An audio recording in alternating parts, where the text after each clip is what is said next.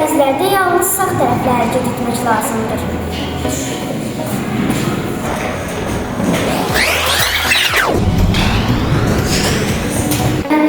Valideynləri və digər qonaqlar gördükdə onlara salam və yol vermək lazımdır. Salam və yol vermək. Əgər dərs zamanı şagird sinifdən çıxmaq istəyirsə, bunu müəllimin icazəsi olmadan edə bilməz.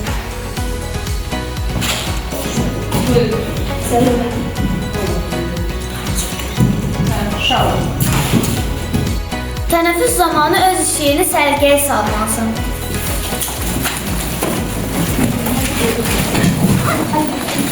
Müəllim sinifə daxil olarkən şagirdlər ayağa qalxmalı və salamlaşmalıdır. Və yalnız müəllim onlarla salamlaşır, oturmağa icazə verdikdən sonra otururlar.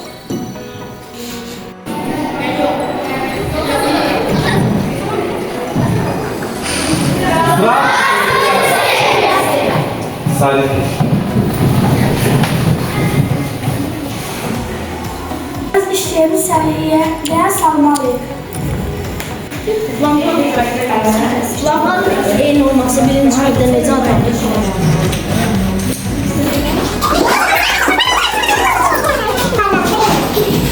Evlərdəki aradanlıqlar şəbəkəyə adını qoşur. Şagird məktəbə 15-20 dəqiqə qalmış gəlməlidir. Saat 2-yə 15 dəqiqə işləyir. Bizim dərsimiz 2-nin yarısı başlar.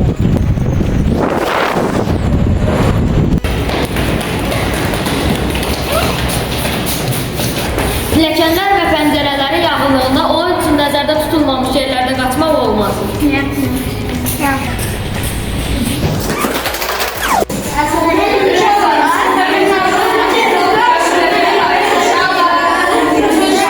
Dərs zamanı səs saymaq və çənə işlərlə məşğul olmaq qadağandır.